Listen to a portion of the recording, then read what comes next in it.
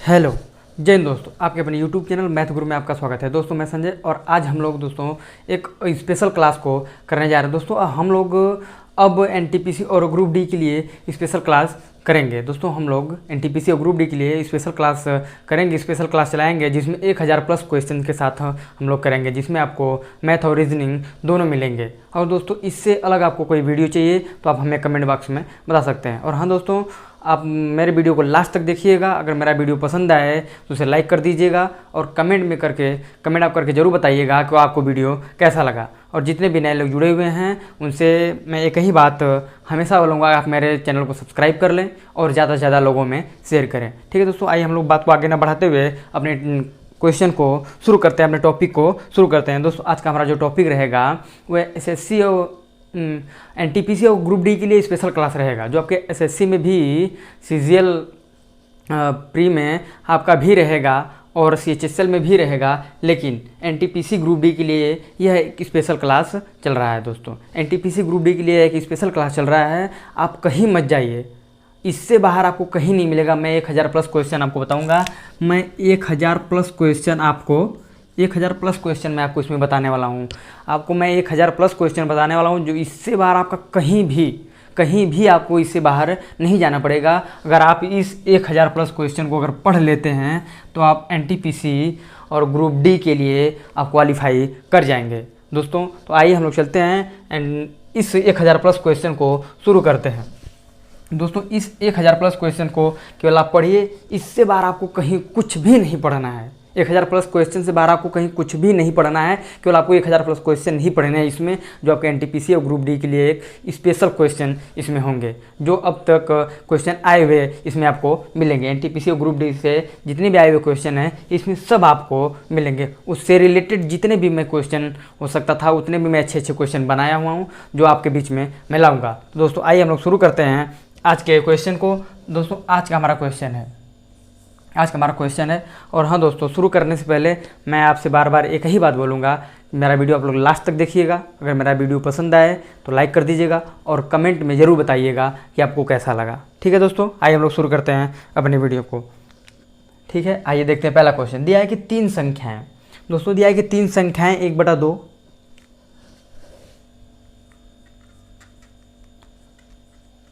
3 संख्या 1/2 समन्वय 2/3 समन्वय 4/3 है। दोस्तों ये 3 संख्या है, 1/2 समन्वय 2/3 समन्वय 3/4 है के अनुपात में है। यदि सबसे बड़ी संख्या और सबसे छोटी संख्या का, यदि सबसे बड़ी संख्या व सबसे छोटी संख्या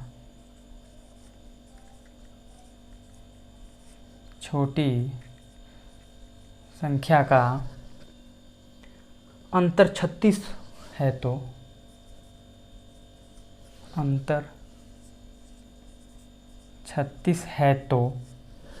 संख्या बताइए। तो हमें क्या बताना है दोस्तों, संख्या दिया है कि 3 संख्या दिया है, 1/2 समन्वय 2/3 समन्वय 3/4 के अनुपात में है। यदि सबसे बड़ी संख्या और सबसे छोटी संख्या का अंतर 36 है तो सबसे छोटी संख्या का अंतर 36 है तो संख्या बताइए। तो दोस्तों इसमें हमें संख्या बताना है। देखिए आपके सामने अनुपात दिया हुआ है, हम दोस्तों केवल ट्रिक से करेंगे। आप लोग ज़्यादा इस बेसिक बातों पर मत ध्यान दीजिए। आप लोग ज़्यादा से ज़्यादा जल्दी से जल्दी क्वेश्चन को करने का प्रयास करिए। आप जितना से जल्दी क्वेश्चन को कर पाएंगे उतना ही आपके लिए फ़ायदा रहेगा। क्योंकि मैथ के जो क्वेश्चन होते हैं दोस्तों, वो जब भी आप एग्ज़ाम में बैठते हैं मैथ के क्वेश्चन में आपको कुछ समय लग जाता है।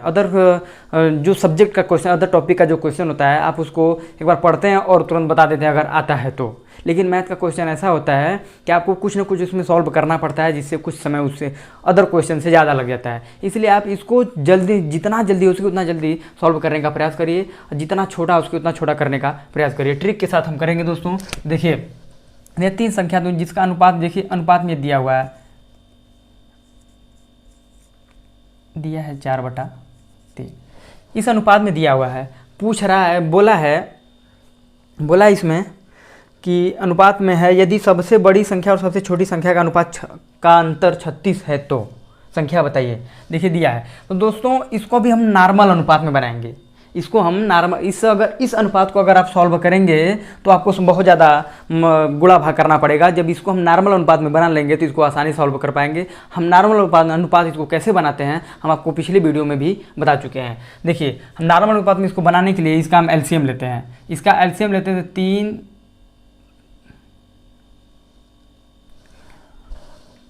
इसका एलसीएम हम लेते हैं। देखिए 3/4 है, गलती से लिखा गया, देख लीजिए मिस्टेक हो गया। देखिए क्या है, देखिए दिया यहाँ 3/4, 3/4। दोस्तों ये दिया हुआ आपके सामने अनुपात। इसका जब हम एलसीएम लेंगे तो 4×3 12, कितना आ जाएगा इसका एलसीएम 12 आ जाएगा। तो इसमें भी हम 12 से गुणा कर देंगे, इसमें भी हम 12 से गुणा कर देंगे और इसमें भी हम 12 से गुणा कर देंगे। इस तीनों में हम जितना एलसीएम आएगा ऊपर सभी में हम उस एलसीएम से गुणा कर देंगे। तो 4×3 12, 3 चौके 12, 2 छक्के 12, मतलब ये 6 संबंधे, 4 दूना के 8 संबंधे, 3 तिरिक 9। आपका ये हो गया अब नॉर्मल अनुपात। ये आपके सामने आ गया नॉर्मल अनुपात। और सवाल में दिया हुआ है कि सबसे बड़ी और सबसे छोटी संख्या का अंतर कितना दिया हुआ है, 36 दिया हुआ है। सबसे बड़ी संख्या, सबसे छोटी संख्या ये आपकी है, सबसे बड़ी संख्या ये है। इन दोनों का जो अंतर है वो कितना दिया हुआ है, 3 दिया हुआ है। सबसे बड़ी और सबसे छोटी संख्या या सबसे छोटी सबसे बड़ी संख्या का अंतर 3 दिया हुआ है, जबकि सवाल के हिसाब से अंतर कितना दिया हुआ है, 36 दिया हुआ है। सवाल के हिसाब से अंतर 36 दिया हुआ है। तो 3 एकम 3, 3 दूना के 6, तो 1 का मान कितना हो जाएगा, 12। अगर 1 का मान 12 हुआ तो पूछा है कि संख्याएं क्या होगी या संख्या क्या होगी। तो देखिए 1 का मान अगर 12 हुआ तो 6 का मान 12×6 72, दूसरी संख्या 12×8 96, तीसरी संख्या क्या होगी, तीसरी संख्या 12×9 108। मतलब ये दोस्तों आपकी 3 संख्या हुई जो आपका आंसर होगा। तो दोस्तों इसी में से अगर क्वेश्चन पूछेगा तो पूछ देगा तो पहली संख्या क्या होगी या दूसरी संख्या क्या या तीसरी संख्या क्या होगी। तो आपका यही तीनों, अगर पहली संख्या पूछेगा तो ऑप्शन में आपका दे देगा, तो उसमें 72 रहेगा, 72 को टिक कर देंगे। और 96 दिया रहेगा तो आप 96, दूसरी संख्या पूछेगा तो आप 96 बताएंगे, और तीसरी संख्या पूछेगा तो 108 बताएंगे। ठीक है दोस्तों, आइए हम लोग आगे चलते हैं नेक्स्ट क्वेश्चन पे। आप लोग इसको देख लीजिएगा, स्क्रीनशॉट ले लीजिएगा, नोट कर लीजिएगा। ये सब नोट आप बना लीजिएगा। इसका आप अपने पास नोट रखे रहिए, जितने भी मैं क्वेश्चन बताऊंगा आप उसको नोट कर लीजिएगा, क्योंकि आपके लिए बहुत ज़्यादा यूजफुल होने वाले हैं ये क्वेश्चन। क्योंकि जो 1000 प्लस में ये क्वेश्चन बताने वाला हूँ वो आपके एनटीपीसी और ग्रुप डी के लिए बहुत ज़्यादा ही यूजफुल होने वाले हैं। तो आइए चलते हैं हम नेक्स्ट क्वेश्चन पे, देखते हैं अपना दूसरा क्वेश्चन। दूसरा क्वेश्चन क्या है, दिया है कि ₹94 2 भागों में इस प्रकार विभाजित किया गया कि 94 रुपये को 2 भागों में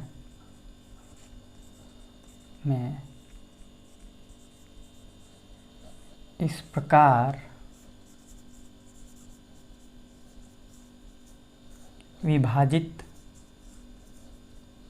किया गया कि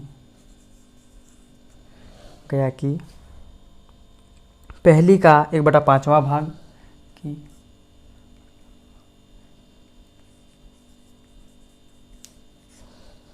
पहली का 1/5वां भाग,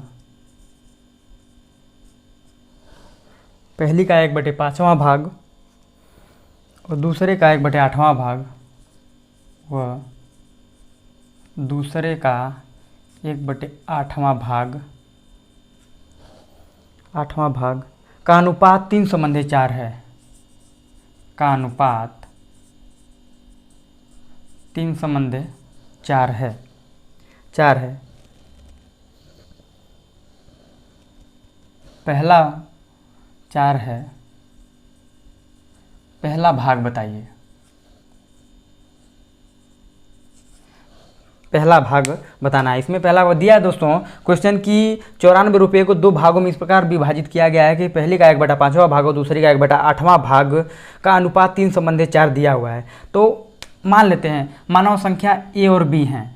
वह संख्या कौन सी है, ए और बी हैं, जिसका 1/5वां भाग अनुपात में दिया है। इसका 1/8वां भाग कितने अनुपात के बराबर, 3/4 अनुपात के बराबर है। तीन संबंध है 4 अनुपात के बराबर, मतलब 1/5वां भाग, पहली का 1/5वां भाग और दूसरी का 1/8वां भाग जो 3 संबंध है 4 के अनुपात के बराबर है, अनुपात के बराबर। तो पूछा है कि पहला भाग क्या होगा। तो पहले देखिए इसको हम सॉल्व करके नॉर्मल बना लेते हैं। तो देखिए इसको हम इस प्रकार से लिख सकते हैं A/5/B/8, इसको हम ऐसे लिख करके ऐसे लिख सकते हैं, क्योंकि आप अनुपात को भिन्न में लिख सकते हैं, भिन्न ही आपका अनुपात होता है, अनुपात ही आपका भिन्न होता है। देखिए तो इसको ऐसे लिख सकते हैं। तो हम इसको जब सॉल्व करेंगे, जब इसको हम सॉल्व करेंगे तो A/B बराबर 15/32 आ जाएगा। A/B बराबर 15/32 आ जाएगा। ठीक है, A/B बराबर 15/32 आ जाएगा। ठीक, आइए देखिए, तो पूछा है कि पहला भाग क्या होगा। तो पहला भाग पूछा है, बताए। तो देखिए अब A संबंध है B बराबर क्या हो गया, 15 संबंध 32।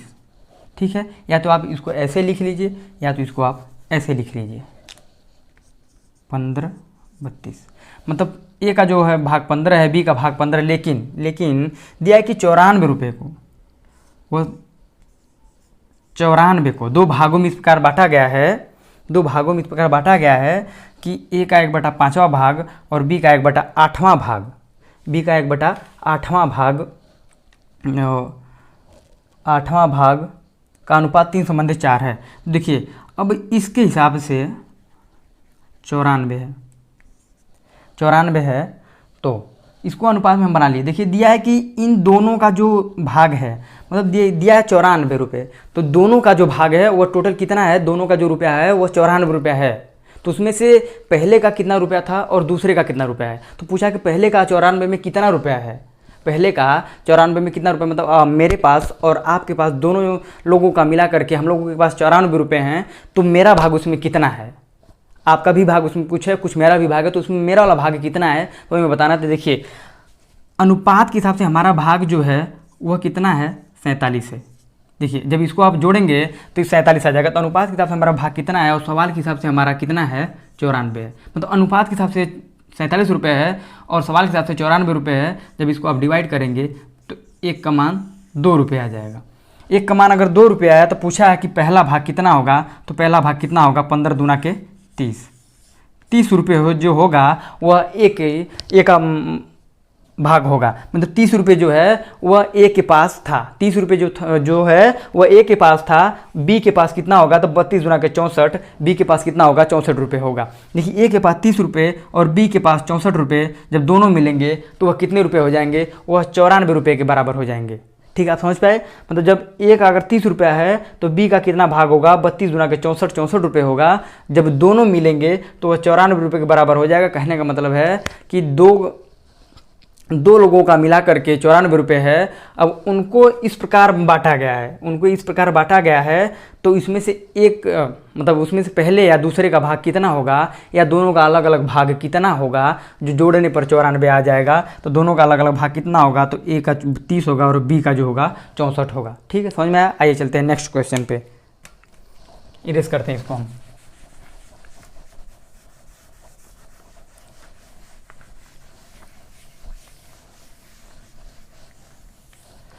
आप लोग नोट कर लीजिए। आइए चलते हैं हम नेक्स्ट क्वेश्चन पे। नेक्स्ट क्वेश्चन को देखते हैं क्या है नेक्स्ट क्वेश्चन। देखिए P की क्षमता Q की 3 गुना है। जो P की क्षमता है वो Q की क्षमता के 3 गुना है। देखिए और एक बात हम आपको पिछले वीडियो में बता चुके हैं कि क्षमता और समय एक दूसरे के विपरीत होते हैं, मतलब एक दूसरे के उल्टा होते हैं। क्षमता और समय एक दूसरे के क्या होते हैं, उल्टा होते हैं। तो देखिए तीसरा क्वेश्चन दिया हुआ है कि P की क्षमता Q की 3 गुना है, 3 गुना है। इसलिए P किसी काम को, इसलिए P किसी काम को Q की तुलना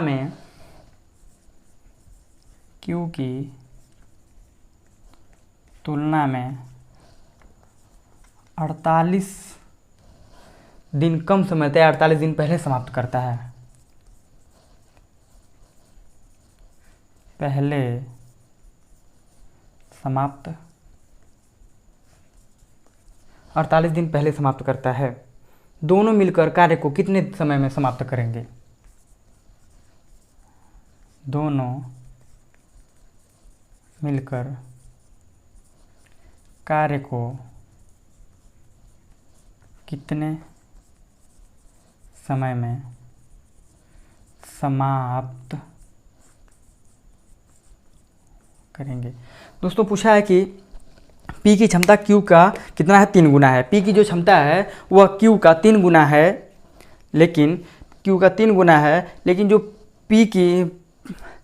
P किसी काम को Q की तुलना में 48 दिन पहले समाप्त कर देता है। मतलब Q जो है किसी काम को अगर 100 दिनों में करता है तो जो P होगा उस काम को 48 दिन पहले उसे अर्थात 52 दिन में ही समाप्त कर देगा। अगर Q किसी काम को 100 दिन में करता है तो P उसी काम को 48 दिन पहले अर्थात 52 दिन में समाप्त कर देगा।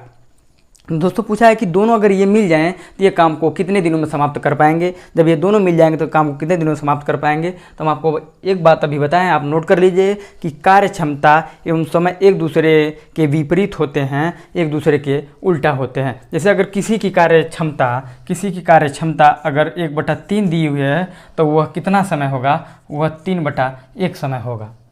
समझ गए? अगर किसी की कार्य क्षमता 3/1 है तो समय कितना होगा? 1/3 होगा। या किसी की कार्य क्षमता 1/3 है तो कितना समय लेगा? तो वह 3 दिन समय लेगा। ठीक है, आइए हम लोग क्वेश्चन को सॉल्व करते हैं। देखिए क्वेश्चन दिया हुआ है कि P की क्षमता है वह Q की कितना है? 3/1। कैसे है? देखिए P जो है Q की अपेक्षा 3 गुना काम करता है, 3 गुना काम करता है। मतलब Q जो है P की अपेक्षा ये 3 गुना करता है। मतलब ये अगर ये करता है तो यह उसी को 3 करता है। समझ रहे हैं ना? अगर ये 3 करता है तो यह केवल 1 ही कर पाता है। आइए देखते हैं। तो दिया हुआ है कि P और Q की जो क्षमता है वह 3/1 है, तो यह दोनों कितना समय लेंगे? तो इन दोनों का जो समय होगा वो समय होगा 1/3 होगा, क्योंकि समय हमेशा उल्टा होता है। 1/3 समय लेंगे।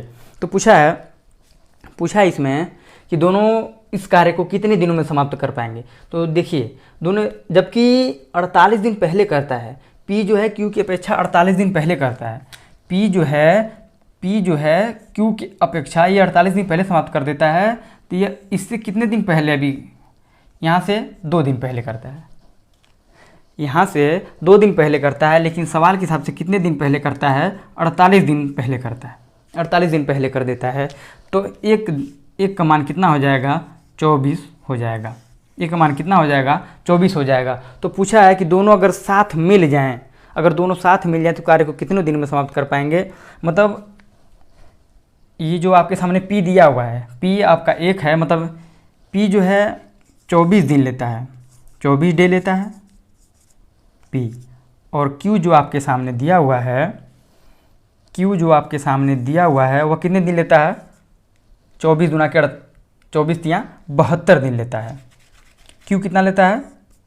72 डेज लेता है। ठीक है, क्योंकि देखिए यह एक दिन में जितना काम करता है उसी काम को Q जो है 3 दिन में करता है। अगर एक दिन में यह जितना काम करता है उसी काम को Q 3 दिन में करता है तो वह कितने दिनों में कार्य को समाप्त करेगा? तो यह 72 दिन में समाप्त करेगा, यह 24 दिन में समाप्त करेगा। लेकिन दोनों मिलकर के इस कार्य को कितने दिनों में समाप्त करेंगे? जब ये दोनों मिल जाएंगे तो इस कार्य को कितने दिनों में समाप्त करेंगे? देखिए जब दोनों मिलते हैं तो इस कार्य को इसका एलसीएम हम ले लेंगे 72 आ जाएगा। इसका एलसीएम कितना आ जाएगा? 72। अर्थात यह 1 दिन में समाप्त करेगा, यह 3 दिन में समाप्त करेगा। दोनों मिलकर के कितने दिन में समाप्त करेंगे? तो ये दोनों मिलकर के 1 दिन में 4 काम करते हैं, जबकि टोटल काम कितना है? 72 है। क्योंकि इसका एलसीएम जब हम लेंगे तो टोटल काम आ जाएगा, क्योंकि हम पिछले वीडियो में आपको बता चुके हैं कि A किसी काम को 10 दिन में, B किसी काम को 20 दिन में करता है। तो दोनों मिलकर उस काम को कितने दिन में करेंगे? तो हम तुरंत A और B का एलसीएम लेते थे, जितना आता था उनके काम को हम 1 दिन काम को जोड़ करके उस टोटल काम में हम भाग दे देते थे और हमारा आंसर आ जाता था। तो यही काम करना है यहाँ पे। देखिए तो 4 1 कम 4 4 8 32, मतलब जो है 18 दिन लगेगा, 18 दिन लगेगा और वह कार्य समाप्त हो जाएगा। कितने दिन लगेगा? 18 दिन लगेगा और यह दोनों मिलकर उस कार्य को समाप्त कर देंगे। ठीक है, समझ में आया? आइए चलते हैं हम नेक्स्ट क्वेश्चन पर। नेक्स्ट क्वेश्चन को देखते हैं। जब दोनों मिल जाएंगे तो कार्य कितने दिन में समाप्त होगा? जब दोनों मिल जाएंगे तो कार्य कितने दिनों में समाप्त होगा? 18 दिनों में समाप्त होगा। जबकि ए उसी काम को कितने दिन में करता है? 24 दिन में, और बी उसी काम को 72 दिन में करता है। ठीक है, आइए चलते हैं नेक्स्ट क्वेश्चन पर। नेक्स्ट क्वेश्चन को देखते हैं। दिया है कि कौन सी धनराशि साधारण ब्याज से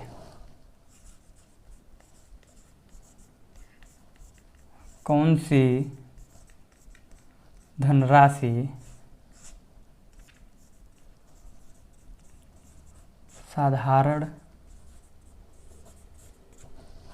साधारण ब्याज से 5 वर्ष में 520 रुपये, 520 रुपये, और 7 वर्ष में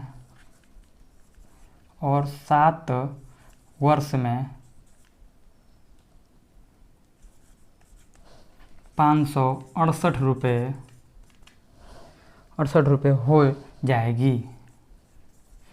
पूछा है दोस्तों कि कौन सी धनराशि, पूछा है कि कौन सी धनराशि मतलब कितना रुपया रहेगा कि वह 5 साल में 520 रुपये और 7 साल में 568 रुपये हो जाएगा। कहने मतलब दोस्तों, अगर आपके पास कितना रुपया है, आप कितना रुपये रखे हुए हैं अपने पास कि वह 5 साल बाद, या आप किसी को कितने रुपये देंगे कि वह 5 साल बाद आपको 520 रुपये देगा और 7 साल बाद आपको 568 रुपये देगा। दोस्तों यही पूछा इसमें कि वह कौन सी धनराशि है। तो वह कौन सी धनराशि है, आइए देखते हैं।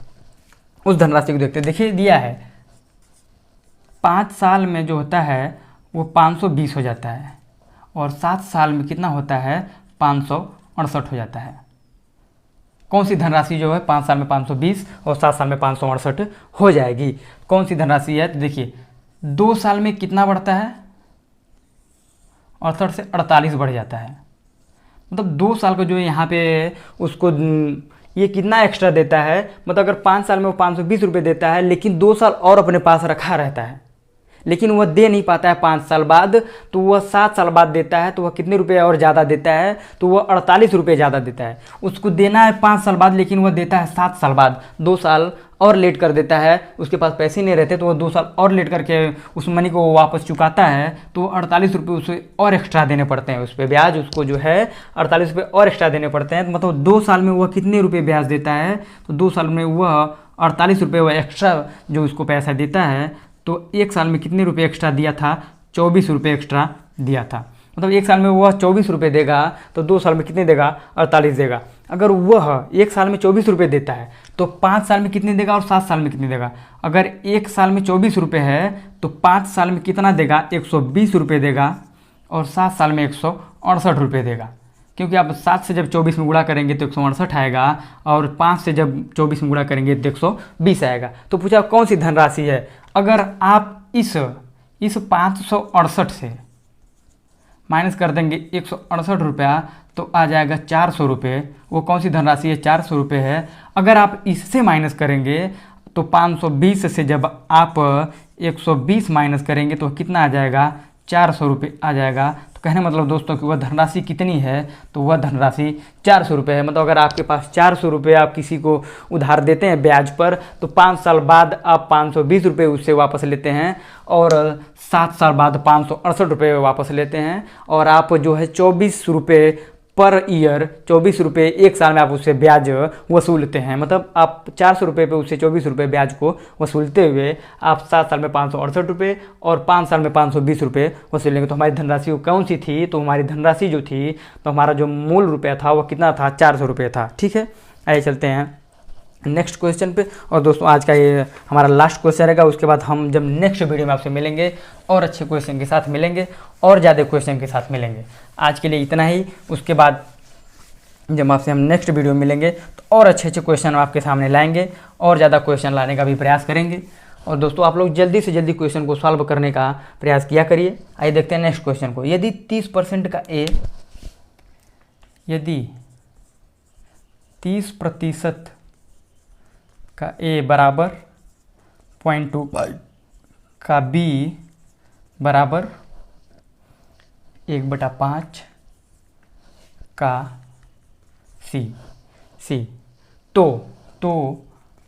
ए संबंधे बी संबंधे सी बराबर क्या होगा? तो ए संबंधे बी संबंधे सी बराबर क्या होगा?